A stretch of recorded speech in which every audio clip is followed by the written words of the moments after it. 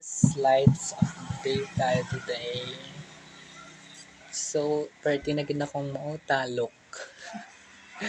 So, ngayon magpa-foundation tayo kasi hindi na tayo mukhang tao, mukhang tae na tayo. Kasi naman ako foundation dire. Ano ko mukit? Hala. Hi kanis. So, this is my foundation. Um, liquid foundation. That's the conditioner. Ay, no. Conditioner. Tanga B, bakit naging conditioner ito?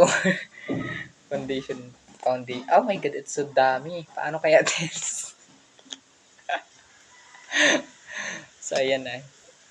Ikukuskus lang natin sa ating face. Like that. Kasi nga, pak, sino ka dyan? Ganyan. Tapos ganyan, ganyan. Ganyan. Hindi ako nagagamit ng brush for my face.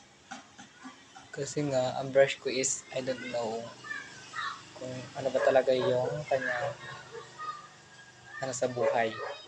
Pero wait lang, kaya nagsobra man eh. Lalisod po lagi po pahid. Nagpablo na yung takay hapon na. Niya. Ang mga customer na, tuon niya ng abot lagi. Dapat gwapa tapir niya. Tapos kung wala tayo skincare, kailangan needs yan talaga natin maging maganda. Take note, dapat maganda tayo perme. Maganda tayo always. Sa mga mata ng tao, kahit masama tayo, persona, just you need to good look for yourself and also need natin ng foundation para not looking haggard. Yan.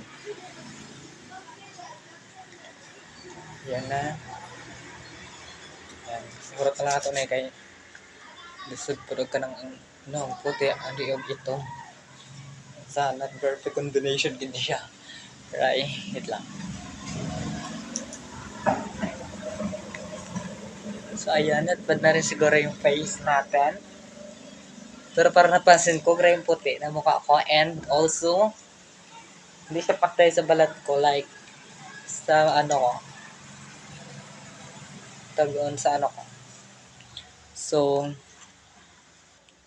wait lang. Hanapin natin yung ating brush to try natin i-brush sa face natin. So this is my brush.